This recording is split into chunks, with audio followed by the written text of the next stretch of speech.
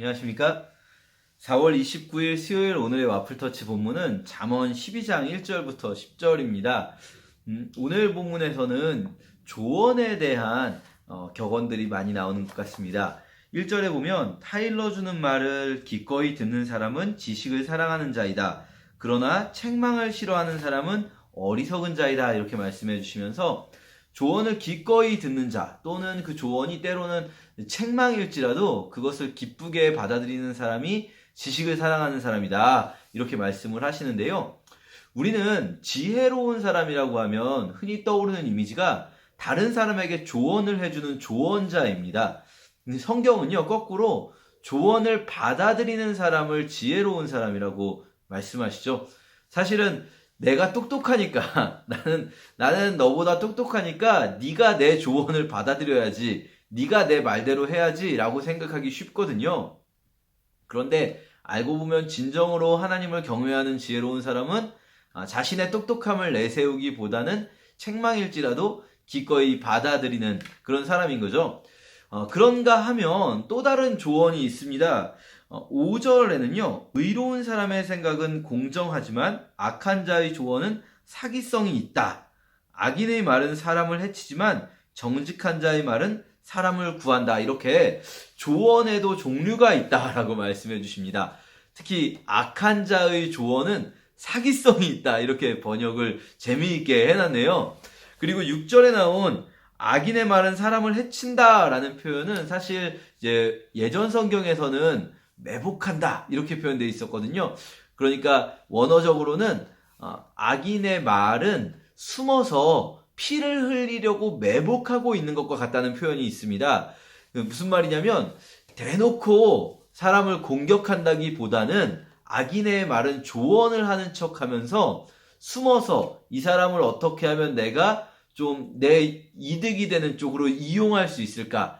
이렇게 매복해 있는 위험성을 가지고 있다는 거죠.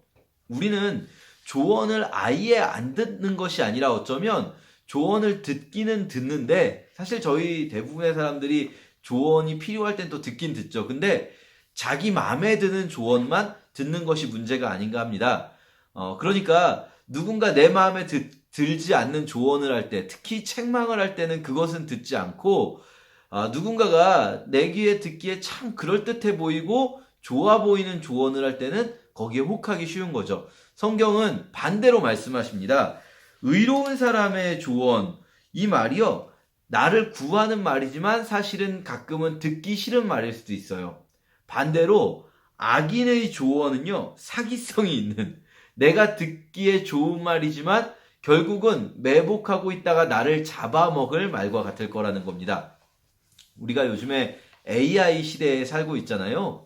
이 AI 시대의 문제점이 뭐냐면 모든 정보를 다 볼 수 있을 것 같지만 실제로는 AI가 제공해주는 정보를 우선적으로 보게 된다는 거예요. 우리가 인터넷에서 어떤 영상물들을 접할 때도요, 예전에는 내가 어떤 것을 검색해서 찾아보는 데에 익숙했다면 요즘에는 내가 뭐 하나 찾고 나면 그 다음부터는 내가 찾은 것과 비슷한 컨텐츠들을 무작위로 추천을 해줍니다. 문제는 뭐냐면요, 워낙 많은 정보들이 있기 때문에 우리는 이 모든 정보를 우리가 스스로 다 찾아다닐 수가 없어요. 결국 우리는 내가 생각해서 보는 것보다 AI의 추천으로 받아서 보게 되는 것이 많은데, AI는 내가 뭘 좋아하는지를 알기 때문에 그동안 내가 쭉 검색한 것들과 비슷한 컨텐츠만 계속 추천을 해주는 거예요. 무슨 말인 거 아니?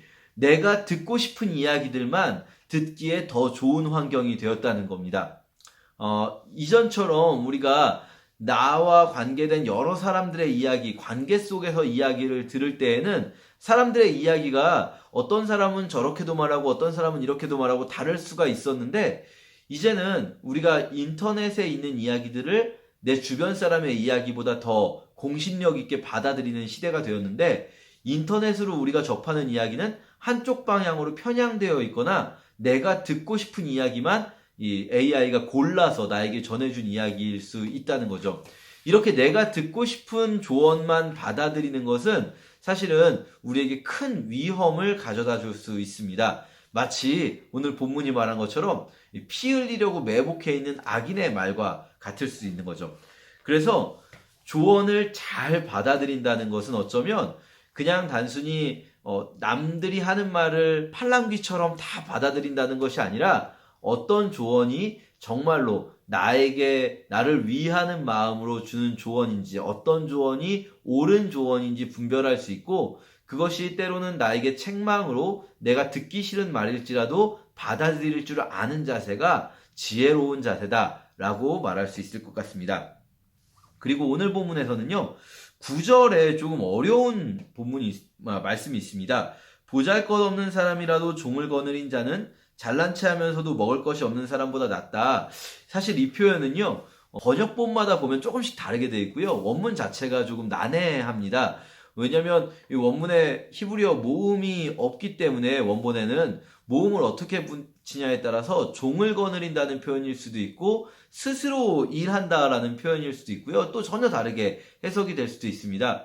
어쨌든 사실 뭐 해석의 맥락은 조금씩 번역은 다르게 될 수 있지만 보잘것없어 보이더라도 실제로는 실속 있는 사람, 스스로 일을 할 수 있는 상황에 있는 사람이건 아니면 종을 거느려서 실속이 있는 사람이 그렇게 잘난 척하면서도 실속 없는 사람보다 낫다라는 표현인 거죠. 우리 주변에서 막 밖으로 내세우려고 하는 것들은 많은데 알고 보면 실속 없는 사람 참 많습니다. 그 실속이라는 것이 실제로 우리가 어떤 지식적인 영역이나 영적인 영역에만 국한해서 우리말 중에 빈수레가 요란하다 이런 말은 지식적인 영역에서 주로 해석이 되는데요. 그뿐 아니라 실제로 먹고 살 것도 하나도 없으면서 실속 없는 일만 하면서 잘난 체 하는 경우도 참 많이 있는 걸 볼 수가 있습니다. 우리 SNS에는 그런 것들이 또 많이 올라오게 되죠. 실제로는 실속 없는 사람들이 마치 자신이 되게 뭔가 있어 보이는 삶을 사는 것처럼 표현할 수 있는데요. 그건 참 지혜롭지 못한 일이죠. 그리고 10절 의로운 사람은 자기 가축을 잘 돌봐주지만 악인은 짐승에게까지 잔인하다. 이거 뭐 굳이 해석이 필요하지 않겠죠?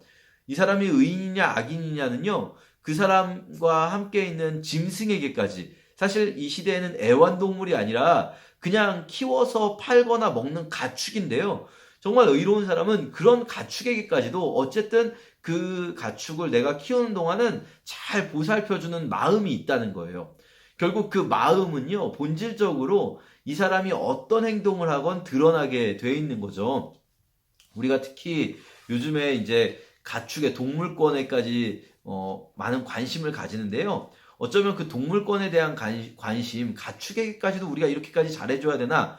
이것은 좀 현대사회가 지나치게 뭔가 이 권한, 권리, 인권이나 이런 것들에 관심을 지나치게 가지는 것이 아닌가라는 생각하실 수 있지만 잘 들여다보면 성경은 모든 생물에게 관심이 있다는 것을 볼 수가 있습니다. 우리 그리스도인들도 정말 모든 동물에게까지도 잘해주는 사람이 되면 좋겠다 생각을 합니다. 왜냐하면 그렇게 모든 생물을 존중하는 것이 바로 인간을 존중하고 그리고 하나님을 존중하는 것이죠. 하나님이 만드신 피조세계에 대한 존중이야말로 하나님에 대한 경외함으로부터 출발한다고 할 수 있습니다.